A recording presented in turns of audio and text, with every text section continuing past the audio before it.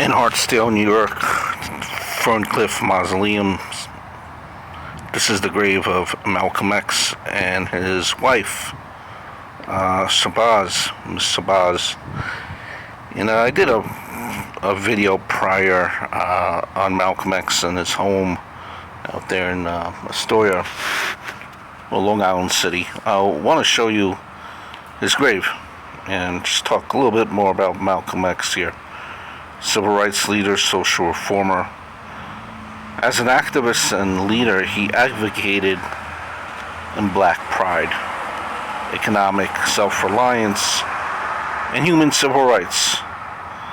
He was born Malcolm Little in Omaha, Nebraska.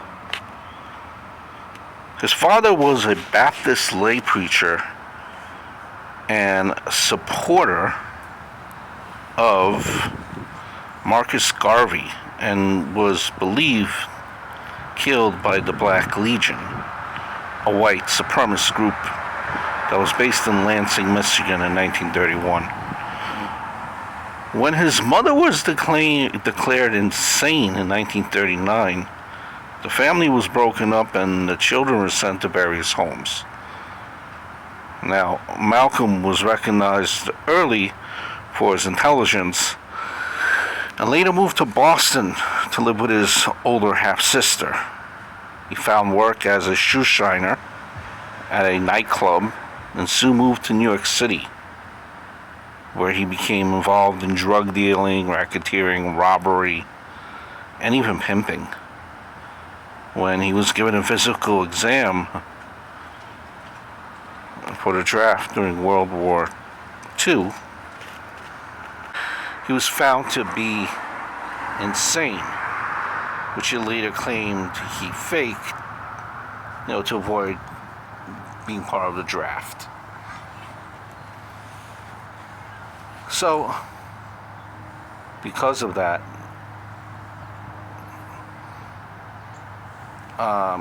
he was later kind of went along his way. In 1946, he was arrested, sentenced to 10 years on charges of breaking and entering. It was there that he received an invitation to join the Nation of Islam. So Malcolm would study Islam and its teachings, soon became a leader within the NOI. While still in prison, he contacted the NOI national leader at the time, Elijah Muhammad, by mail, and he began to correspond with him on an almost daily basis. In 1952, when he was released from prison, he immediately went to Chicago to meet with Elijah Muhammad. It was here that he adopted the last name X, which was meant to symbolize the rejection of a slave name in the absence of a proper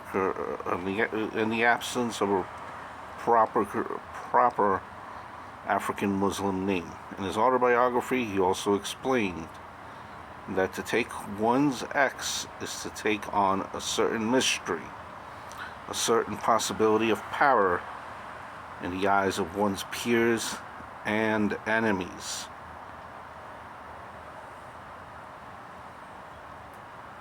And, he was known by the FBI. The FBI had a file on him. Returned to Boston, and he became the leader of the local NOI temple. His speeches, inspirational speeches, and spotless personal examples soon led him to kind of be viewed as the number 2 main in the NOI movement, as he is largely credited with increasing membership when people, heard him speak, from 500 in 1952 to nearly 3,000 in 1963.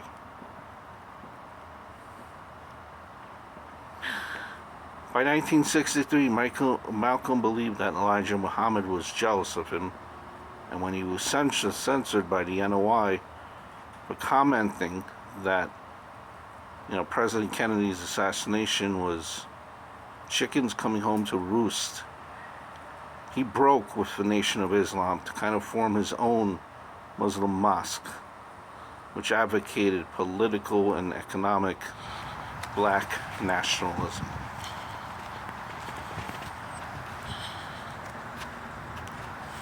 So, it became well known.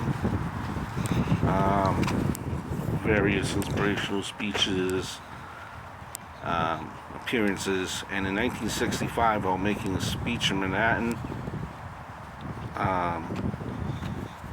he was killed. He was assassinated.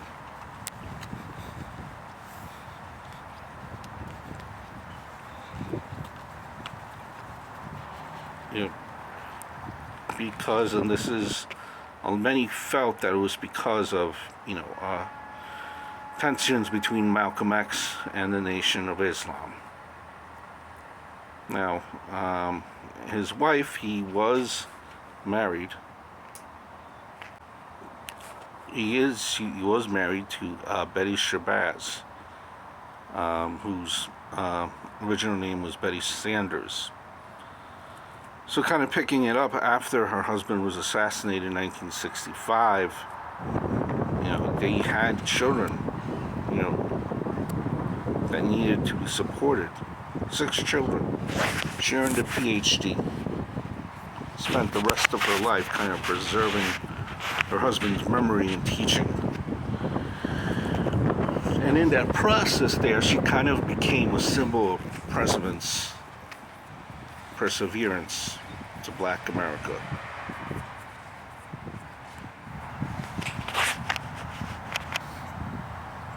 It was eventually learned that, there was 3 black Muslim zealots that were convicted of the murder of Malcolm X.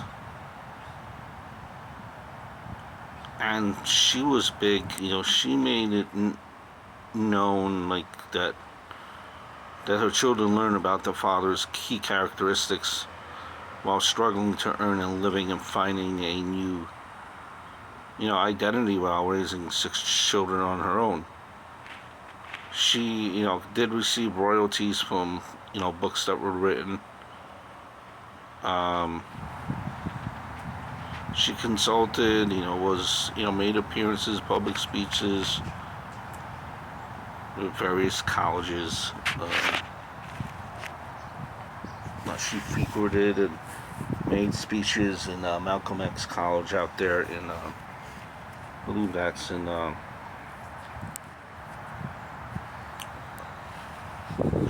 Chicago there. So she was around.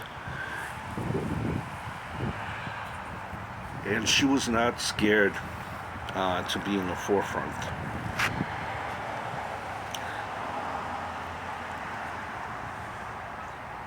Now, Betty Shabbaz,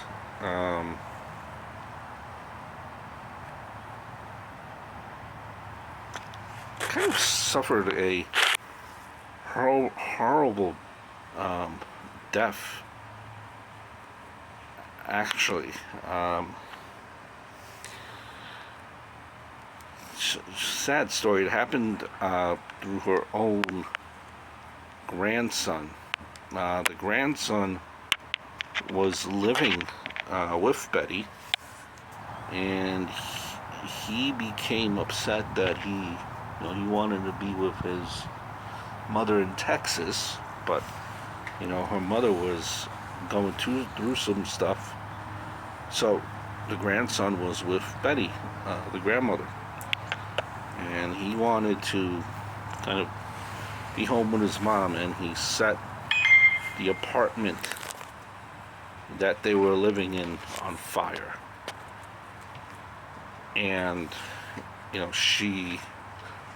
grandson was 10 years old, and she eventually died of her injuries over here in Manhattan. Very much a sad story. He was actually tried as a juvenile and convicted, I believe, sentenced to serve for 10 years. And I believe too, once he actually was done serving time, he passed away, and he was killed in Mexico City. It's a real tragic story here altogether. Again, the grave of Malcolm X and his wife in Ferncliff Mausoleum and Cemetery. That's in Hartsdale, New York.